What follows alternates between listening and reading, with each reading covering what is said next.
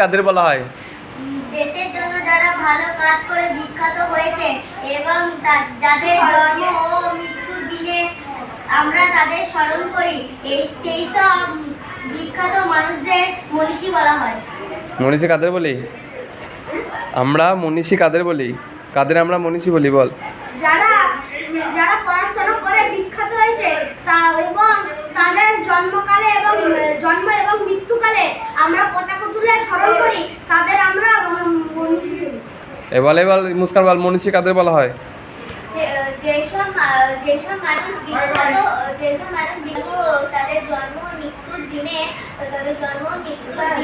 তাদেরকে আমরা স্মরণ করি, এদেরকে আমরা মনীষী বলি।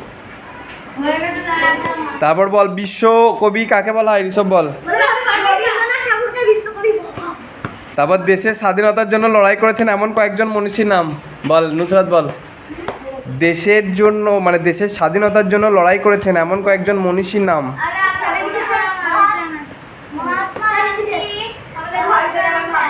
বল, আর তুই বল।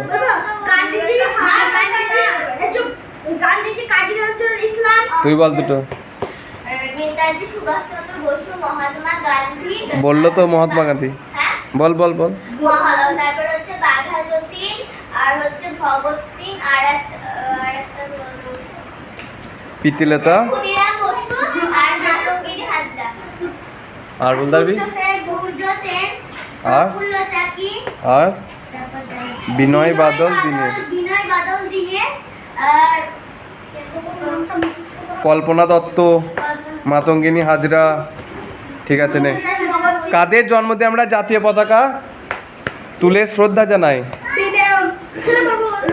গান্ধীজি এবং নেতাজি সুভাষচন্দ্র বসুর জন্মদিনে। আমরা কোন কোন মনীষীদের লেখা পড়ি? আমরা রবীন্দ্রনাথ ঠাকুর, নেতাজি সুভাষচন্দ্র বসু ওই মেয়েরা আজ করিস না। বঙ্কিমচন্দ্রের লেখা পড়ি। ইয়ে বলতো, রামমোহন বিদ্যাসাগর ডিরোজিও কিসের প্রতিবাদ করেছিলেন? হ্যাঁ। আগেকার দিনে মানুষের অনেক ভুল ধারণা ছিল এবং মেয়ে জন্মালে দুঃখ পেত। মেয়েদের বেশি পড়ালেখা শেখাতো না এবং কম বয়সে বিয়ে দেওয়া হতো। কখনো কখনো বর মারা গেলে বউকে পুড়িয়ে দিত। তার সঙ্গে পুড়িয়ে দিত। রামমোহন বিদ্যাসাগর ডিরোজিও এই সব অন্যায়ের প্রতিবাদ করেছিলেন এবং অনেক লড়াই করে অত্যাচার বন্ধ করেছিলেন। এবার মুস্কান বল, এরা কি কি কাজ করেছিলেন? এরা অনেক লড়াই করে এসব অত্যাচার বন্ধ করেন। এর পাশাপাশি সমস্ত দেশের মানুষ যাতে লেখাপড়া শেখে তার জন্য বই লেখেন এবং স্কুল বানান, সমাজটিকে নতুন করে গড়ে তোলেন। নুসরাত বল, ভগিনী নিবেদিতা কে ছিলেন? তিনি কি কাজ করেছেন? বল।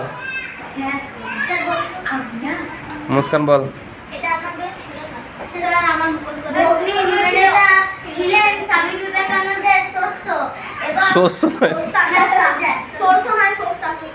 কি ভালো করে বল।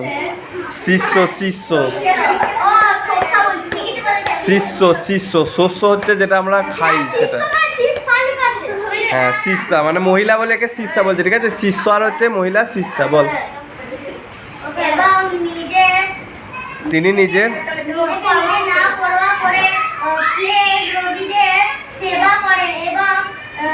মেয়েদের লেখাপড়ার জন্য সেখানে চলে। শিষ্যা হচ্ছে মহিলাদের শিষ্যা আর শিষ্য। ঠিক আছে, শিষ্য হচ্ছে পুরুষদের শিষ্য।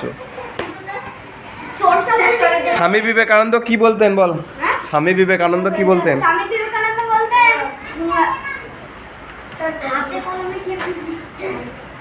দেশের মানুষকে শিক্ষা গ্রহণ করতে হবে। বসে থেকে বা শুধু বই পড়ে কিছু হবে না। ফুটবল খেলে শরীর ও মন ভালো থাকবে। বাহ, তাহলে আজকে সবাই পড়াশোনা করছিস। ক্যামেরার সামনে স্যার আমি হিরো। বাহ।